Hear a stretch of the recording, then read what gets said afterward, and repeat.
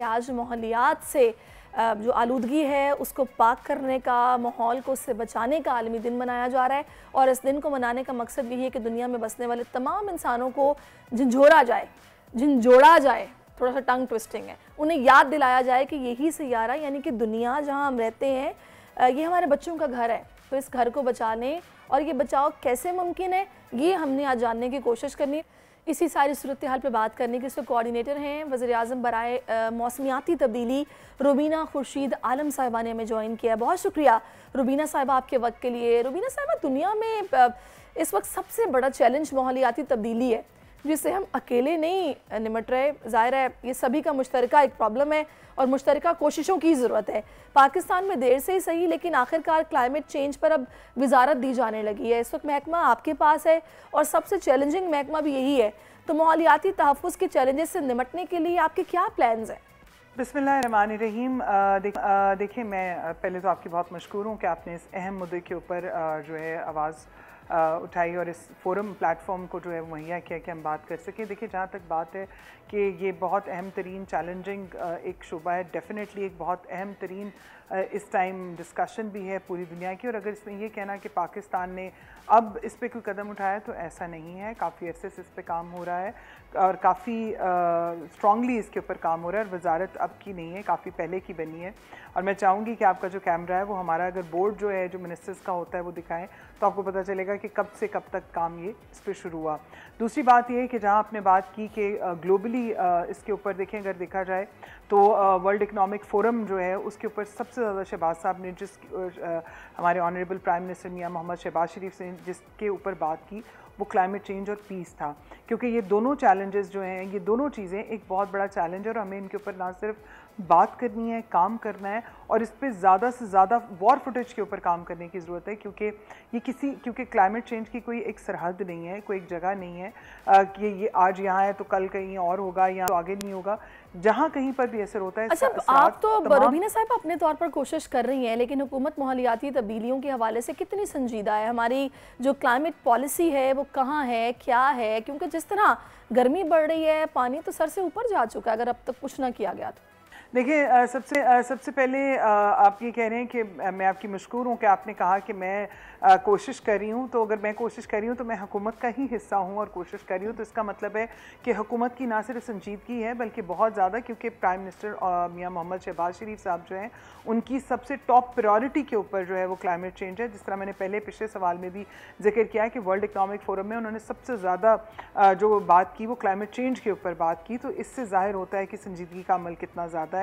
और दूसरी बात यह है कि आपने क्लाइमेट पॉलिसी की बात की, तो पॉलिसी जो है डेफिनेटली वो भी उसके ऊपर भी जो है पाकिस्तान में हमेशा काम भी हुआ। और एक चीज़ मैं आपको कहना चाहूँगी कि 18वीं तरमीम के बाद ये सब्जेक्ट जो है वो सूबों के पास भी किया और बट फिर भी जो वफाक है उसके जो दायरा कार के अंदर जितने काम है। और इसके अलावा हमारी सबसे ज़्यादा जो इम्पोर्टेंट एक कोशिश है वो ये है कि तमाम तर सूबों को साथ लेकर चला जा सके, कोऑर्डिनेशन की जा सके और चीज़ों को बरूए कार लाया जा सके। और साथ साथ हम आज़ाद कश्मीर, गिलगित बल्तिस्तान अपने तमाम तर एलिमेंट्स जो उनको साथ लेके ना सिर्फ चलें बल्कि एक मजबूत लायामल की तरफ चलें जिससे मुल्क की बका हो सके, जिससे मुल्क में बेहतरी आ सके। और चैलेंजेस जो है उनसे कि ऐसा तो कतई नहीं हो सकता कि अगर एक जगह पर एक जो है वो घर में। बिल्कुल, हमारी हुकूमत की दावा करती है कि हमारे मुल्क की जो कार्बन एमिशन है वो बाकी ममालिक के मुकाबले में कम है। अगर ऐसा है तो फिर आलूदा तरीन शहरों में हमारे शहरों के नाम टॉप पर क्यों हैं? देखिए, जहाँ तक कार्बन एमिशन और आलूदगी की बात है तो ये दो एक इस तरह के पर्सपेक्टिव हैं। अगर आप देखें, जहाँ तक बात आती है कि ममालिक, बहुत सारे ऐसे ममालिक हैं जो कार्बन एमिशन प्रोड्यूस बहुत ज़्यादा कर रहे हैं। और दूसरी बात, जहाँ तक शहरों की बात की तो आप सोचें कि अगर हमारे जो आलूदा तरीन शहर हैं कि वो अगर आलूदा हैं तो वो कितना हमें इम्पैक्ट करता है। तो जो दुनिया में प्रॉपर जिनके एमिशन फैलाने की वजह से, कार्बन एमिशन फैलाने की वजह से जो हालात हैं तो वो किस हद तक ख़तरनाक हैं। सो इसके ऊपर जो, बल्कि अभी मैं यहाँ पर मुझे बहुत खुशी और फ़ख्र है बताते हुए कि हमारे तमाम तर जो सूबे हैं वो इन तमाम तर जो बिलखुसूस शहर हैं जो आलूदगी सबसे ज़्यादा आलूदगी में उनका अगर नंबर आता है तो वो उसको जो मैक्सिमम रिडक्शन की तरफ जो है वो लेकर आ रहे हैं और उसके ऊपर सख्त से सख्त इक़दामात भी हो रहे हैं, काम भी काम भी हो रहा है। अगर मैं पंजाब को यहाँ पर पंजाब के बारे में बात करना चाहूँगी, सिंध के ऊपर भी कि किस तरह से मजबूती के साथ उसके ऊपर काम हो रहा है और ज़ीरो टॉलरेंस जो है उसका मुजाहरा जो है वो किया जा रहा है। तो इंशाल्लाह आने वाले दिनों में हम सब देखेंगे कि चीज़ें जो बेहतरी की तरफ भी जाएंगी। और दिस इज़ नॉट कि ये हम ये नहीं कह सकते कि ये मेरी एक काविश होगी या किसी एक की फ़र्द वाहिद की, ये हम सबको मिलजुल कर चलना है। क्योंकि हम देखें, हम पॉलिसीज़ को लेकर आते हैं, उसको इम्प्लीमेंट भी किया जाता है, लेकिन एक चीज़ जो आपके अपने अंदर भी होता है कि आप उसमें कितना किरदार जो है बिल्कुल ऐसा ही है कि आप उसका अदा कर रहे हैं। पाकिस्तान में जो कार्बन एमिशन है उसकी सबसे बड़ी वजह ईंटों के भट्टे हैं, और ये एक ऐसी टेक्नोलॉजी है जिसका मुतबादिल ब्लॉक की शक्ल में मौजूद है। इसके बावजूद हम इससे निकल नहीं रहे। अब तक भट्टे क्यों हम नहीं बंद करवा सके, जो इतना एक बड़ा रीज़न है आलूदगी का? देखिए, मैं यहाँ पर बड़े वाज़ेह अल्फाज में कहना चाहूँगी कि ऑनरेबल प्राइम मिनिस्टर मियां मोहम्मद शहबाज शरीफ साहब ने अपने, जब वो सीएम पंजाब थे तब भी उन्होंने भट्टा जो था एक इसके ऊपर प्रॉपरली किस तरह से क्रैक डाउन किया गया, किस तरह से काम किया गया, और फिर दानिश स्कूल जो हैं वो बनाए गए ताकि वो बच्चे जो हैं वो तालीम और तरबियत के ज़ेवर से आरास्ता भी हो सकें। तो ये कहना कि क्यों काम नहीं किया गया, मैं समझती हूँ ये थोड़ी ज़्यादती हो जाएगी। इसके ऊपर मुकम्मल काम भी किया गया है और अब दोबारा तमाम तर सूबे, जैसे मैंने कहा कि सूबों के पास सब्जेक्ट्स अगर देखा जाए तो 18वीं तरमीम के बाद डिवॉल्व हुआ, तो उसके अंदर जो सूबे हैं वो भी उसी तरह से काम कर रहे हैं। सो ये कहना ज़रा नामुनासिब होगा कि बिल्कुल काम नहीं हो रहा। मैं आपकी इस बात से इत्तफाक नहीं करती हूँ। अगर आप कहेंगे तो इंशाल्लाह नेक्स्ट प्रोग्राम में हम आपको डेटास जो है वो प्रोवाइड कर देंगे ताकि आपको मुकम्मल पता भी चल सके। देखिए, पूरी कोशिश की जाती है कि अगर कहीं पर जो चीज़ें गलत हैं उनको रोका जा सके। इसमें हमारे जो EPAs हैं, तमाम तरह एनवायरमेंटल प्रोटेक्शन जो डिपार्टमेंट्स हैं वो बहुत एक्टिवली काम कर रहे हैं और एंगेज। चलिए जी, बहुत अच्छी बात है। आप जो बातें बता रही हैं वो तो बड़ी पॉजिटिव बातें हैं और आप लोग अगर सीरियस इसको ले रहे हैं तो इंशाल्लाह इसके रिजल्ट्स भी आगे आने वाले दिनों में हमें नज़र आएंगे। बहुत शुक्रिया रुबीना साहिबा, आप मेरे साथ मौजूद रही हैं। और भाई, ज़मीन जो है ना ये सभी का घर है, भले चार पाए जिन जानवरों के 4 पैर होते हैं उनके लिए हो या इंसानों के लिए हो या आबी हयात के लिए हो, ये सभी का घर है जिसकी हमें हिफाजत करनी है। और इस वक्त समंदर, उनकी आलूदगी को किस तरह से पाक किया जा रहा है और जो आबी हयात है उनका कितना ख्याल रखा जा रहा है, इसी पर बात करने के लिए जो माहिर माहौलियात हैं इस वक्त मुझे ज्वाइन कर चुकी हैं फलक नाज, जिनका ताल्लुक़ है मैरीटाइम से और इंटरनेशनल अफेयर्स ऑफ मैरीटाइम से मेरे साथ मौजूद है। अस्सलाम वालेकुम फलक। वालेकुम अस्सलाम। Thank you so much for your time. अच्छा, जैसा कि मैंने अभी जिक्र किया कि चौपाए हों या फिर आबी हयात हों, ये दुनिया सभी के लिए है, तो समंदर की हिफाजत करना भी हम सब की जिम्मेदारी है।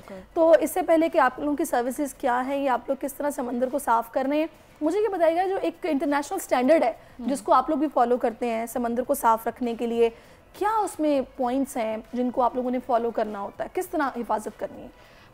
जो आपका जितना भी समंदर की हुदूद है वो असल में आपके पास एक इंटरनेशनल जो है वो इम्पोर्टेंस है उसकी, क्योंकि जब आप समंदर की बात करते हैं तो हम दुनिया भर में जितने भी ममालिक हैं वो सब आपके जितने भी ममालिक हैं वो सब का समंदरी एक कह लें आपके वास्ता जो है वो सबका पड़ता है उससे। तो पाकिस्तान हो या दुनिया भर का कोई भी ममालिक हो, उनको जो है इंटरनेशनल रेगुलेशंस को फॉलो करना होता है, जो कि इंटरनेशनल मैरीटाइम ऑर्गेनाइजेशन है वो ये सारे रूल्स और सारे जितने भी रेगुलेशंस हैं वो ये तरतीब देते हैं। उसमें उन्होंने एक पोल्यूशन, मेरीन पोल्यूशन के हवाले से एक रेगुलेशन तरतीब दिया हुआ है जिसमें वो सारे जितने भी आपके माहौल के हवाले से, समंदरी माहौल के हवाले से जितनी भी आलूदगी के मसाइल हैं उसमें उन्होंने आपको कुछ जो है वो रूल्स एंड रेगुलेशंस दिए हुए हैं। जैसे कि आपके जहाज़ वगैरह हैं, अगर उससे कोई धुआं निकल रहा है तो उसको हमें किस हद तक कम रखना चाहिए ताकि हम समंदरी हयात को ख़राब ना करें।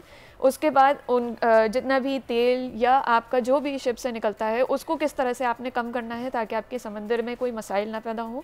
तो ये सारी चीज़ें जो हैं वो आपका इंटरनेशनली हमें जो है वो फॉलो करने पड़ता है। अच्छा, ये स्टैंडर्ड है। सही। मुझे ये बताइएगा कि जो हमारे शिप्स हैं जी वो अभी पाकिस्तान में कितने जदीद हैं? मतलब देखिए, ये तो सभी जानते हैं मेंटेनेंस तो अपनी जगह पर होती है, लेकिन टेक्नोलॉजी जितनी पुरानी होती है ज़ाहिर है वो उतना ही आलूदा करेगी माहौल को, जितनी जदीद होगी उसमें कंट्रोल किया जाता है। तो किस तरह की सिचुएशन है? जो हमारी इंटरनेशनल की जो रेगुलेशंस हैं उन्होंने ये बताया हुआ है कि आपके शिप्स के अंदर जो है वो क्या क्या चीज़ें नस्ब होनी चाहिए जो कि आपके ये माहौल का जितने भी आलूदगी का मसला है वो उसको कम कर सकें। तो आपके पाकिस्तान के अंदर जो जितनी शिप्स हैं उन्होंने अपने शिप्स के अंदर ये इंस्टॉल किया हुआ है अपने जहाज़ों में। उनके पास जो है वो हर किस्म का ट्रीटमेंट सिस्टम मौजूद है ताकि माहौल के जो है वो आलूदगी का मसला जो है वो हल हो सके। और आपके जो भी शिप्स के अंदर है उसमें आप कोई भी अगर पानी भी आपके जो शिप के नीचे वाले टैंक में मौजूद होता है तो वो चीज़ जो है वहाँ पे उसके अंदर मौजूद जो पानी होता है उसको भी आपको ट्रीट करके बाहर फेंकना होता है। तो वो सिस्टम आपके लाजमी है आपके शिप्स के अंदर। मुझे ऐसे लगता है, आप इसमें मेरी तस्दीक करेंगी, मुझे लगता है कि ये जो हमारे माहीगीर हैं बिल्कुल ये ज़्यादा आलूदा करते हैं समंदर को। उसकी सबसे बड़ी वजह ये कि अगर आप चले जाएं, क्योंकि कराची में तो नाज़रीन जानते ही हैं आप कि यहाँ पर पोर्ट मौजूद है और यहाँ पर मैंने जो वहाँ पर हालात देखे हैं बहुत गंदा पानी होता है जो वहाँ पे आप खड़े नहीं हो सकते हैं। तो समटाइम मैं सोचती हूँ कि ये किसका काम है इस पर चेक एंड बैलेंस रखना या देखना।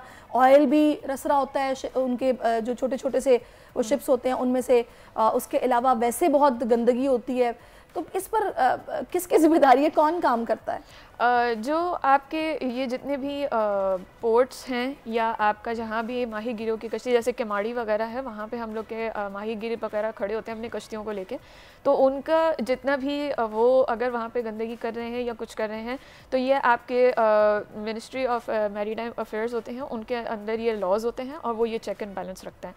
उसके बाद आपके पोर्ट की अथॉरिटीज़ होती हैं जिनको ये चेक करना होता है और वो फिर इस तरह से चेक करके आपका वहाँ पे मेंटेनेंस कर रहे होते हैं। तो उन लोगों का ये काम है। उसके बाद आपका इनफरादी भी है कि जितने भी माहीगीर हैं वो कुछ रूल्स एंड रेगुलेशंस फॉलो करते हैं। उनको जो है कहा जाता है कि वो कश्ती से इस तरह से डिस्चार्ज ना करें या इस तरह से अपनी कश्ती को इस्तेमाल ना करें, तो वो उस रूल्स को फॉलो करते हुए सही वो माहौल की आलूदगी को बचाते हैं। पोर्ट जो अथॉरिटीज़ हैं वो कुछ इसमें थोड़ी सी लापरवाही कर रहे हैं, क्योंकि मैंने खैर खुद मैं विटनेस हूँ, मैंने ये सिचुएशन देखी है।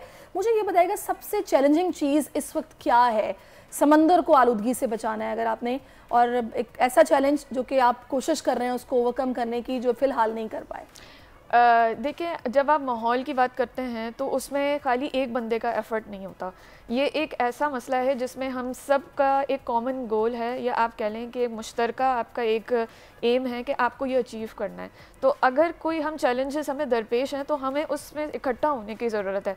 हमें सबसे पहले तो ये ज़रूरत है कि हम सब ये समझें इस बात को कि अगर हम अपने समंदर को गंदा करते हैं तो वो सिर्फ एक बंदे को ही बुरा इम्पैक्ट नहीं पड़ेगा, वो सारी आवाम के ऊपर बुरा इम्पैक्ट पड़ेगा। तो अगर हम ये रियलाइज़ करते हैं तो फिर उसके बाद ही हम सब मिल के एक एफ़र्ट करके अपनी सारी साहिली पट्टी को बचा सकते हैं और कुछ साफ भी कर सकते हैं। तो मेरे ख्याल से ये है कि अगर चैलेंजेस बहुत सारे हैं तो हमें भी मुत्तहिद होने की ज़रूरत है। चैलेंजेस किस किस्म के हैं? चैलेंजेस आपके पास ये हैं कि आपके जो जितनी भी साहिली पट्टी है वहाँ पे आपके पास आलूदगी जो है वो किसी ना किसी तरीके से फैल रही है। शॉपिंग बैग्स, प्लास्टिक बैग्स, बिल्कुल बिल्कुल ऐसी बात है, रैपर्स, बिल्कुल। तो वो आप ये कह लें कि अवाम जो है वो थोड़े से हमारी ये कह लें कि उस तरफ ध्यान नहीं देती, तो हमें ध्यान दिलाने की ज़रूरत है। जैसे मैं एज एन एनवायरमेंटलिस्ट हूँ और मैं एक माहौलियाती माहिर हूँ, और अगर मैं अपने इदारे की बात करूँ national institute of maritime affairs, तो हम लोग इसी चीज़ को बढ़ा रहे हैं, आवाम में अवेयरनेस फैला रहे हैं कि आपका खुद का एक एफ़र्ट या आप एक चीज़ भी बचाते हैं तो आप कितना बड़ा एफ़र्ट करते हैं। अगर हम हर एक शख्स को ये समझाएं तो इससे काफ़ी ज़्यादा जो है हम अपने जितने भी मसाइल उस पर काबू पा सकते हैं। बिल्कुल आपने ठीक कहा। अच्छा, मुझे फलक ये बताइएगा कि हम लोग अक्सर सुनते हैं खबरें कुछ इस तरह की कि शिप ख़राब हो गया या कोई मिसहैप हो जाता है, ऑयल रसना शुरू हो जाता है और वो ऑयल भी अच्छी खासी तादाद में होता है। तो ऐसी सिचुएशन में पाकिस्तान में सिचुएशन कितनी मतलब technology wise up to date है कि हम जितनी जल्दी हो सके इस तरह की सिचुएशन को ज़ाहिर संभाल लें और उतनी आलूदगी ना फैले जिसका ख़तरा हो सकता है? बिल्कुल, पाकिस्तान के अंदर ये टेक्नोलॉजीज़ मौजूद हैं। जो भी ऑयल अगर तेल फैल जाता है समंदर में तो हमारे जो आपके पास जो पोर्ट की अथॉरिटीज़ हैं और जो आपकी पाक बहरिया है उसके पास ये टेक्नोलॉजीज़ मौजूद हैं कि किस तरह से ये ऑयल को आप एक जगह पे पहले तो इसको कन्फाइन करते हैं ताकि ये फैले ना मज़ीद, और फिर उसके बाद इसकी सफाई करते हैं। तो हमारे पास ये टेक्नोलॉजीज़ मौजूद हैं कि ये काम किया जा सके। बिल्कुल ऐसे ही है। तो इसका मतलब ये कि ये एज सच प्रॉब्लम उस तरह से हाँ, नहीं है, अगर ये एक्सीडेंटली हो जाता है तो फिर इसके हमें निपटने के लिए हमारे पास है आलात मौजूद कि हम उसको कर सकें।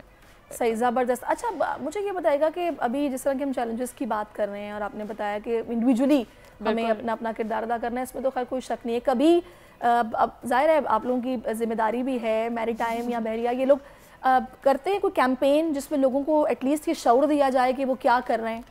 बिल्कुल, अभी वर्ल्ड एनवायरनमेंट डे के हवाले से जो national institute of maritime affairs और उसमें WWF और पाक बहरिया और बहरिया यूनिवर्सिटी के इश्तराक से हमने एक एनवायरनमेंट डे का एक सेमिनार मुनक्कद करवाया और उसमें जो है हमने यही चीज़ को बिल्कुल जो है ये अवेयरनेस रेस की है कि किस जो है हम सब ये किरदार अगर मिलजुल के अदा करेंगे तो किस तरह से हम अपने माहौल को बचा सकेंगे। उसमें हमने स्टूडेंट्स और सब को एक साथ इन्वॉल्व किया है और उसमें हमने ये बिल्कुल उजागर की है अहमियत कि किस तरह से हमारे जो कलेक्टिव एफर्ट्स हैं वो कितना बड़ा इम्पैक्ट लेके आ सकते हैं। बिल्कुल, ये अवेयरनेस क्रिएट करना बहुत ज़रूरी है और हम भी अभी फ़िलहाल भी ये कोशिश कर रहे हैं कि एटलीस्ट इस हवाले से लोगों को एजुकेट किया जाए। कोई मैसेज जो कि आप इस प्लेटफॉर्म के तवस्सुत से देना चाहें तो आप दे सकती हैं। मेरा मैसेज ये है कि हम बतौर इंसान हम सब की ज़िम्मेदारी है कि अपनी जो भी जगह हो उसको साफ़ रखें और अपनी जितनी भी आप ज़मीन का हिस्सा आपके अंडर आता है आपकी ज़िम्मेदारी है कि आप उसको साफ़ सुथरा रखें, उसको मेंटेन करें